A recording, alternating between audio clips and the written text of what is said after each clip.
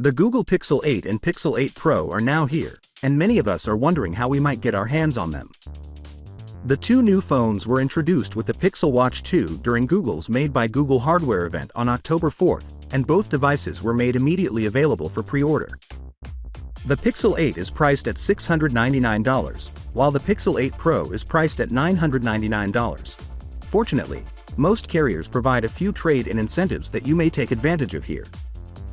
Or, if you're quick enough, you can receive the $349 Pixel Watch 2 for free. Beginning October 12th, both devices and cases will be available via the Google Store and the company's retail partners.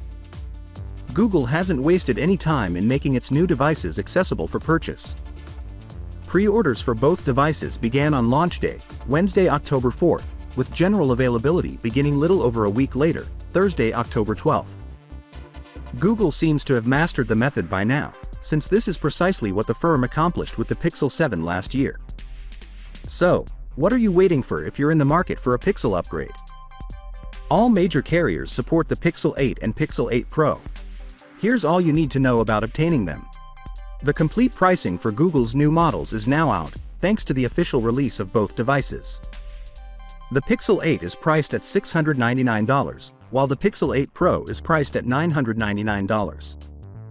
In both cases, you receive 128 GB of storage.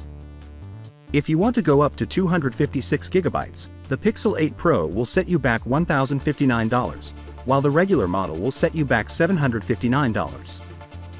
The Pixel 8 Pro, on the other hand, can go much higher.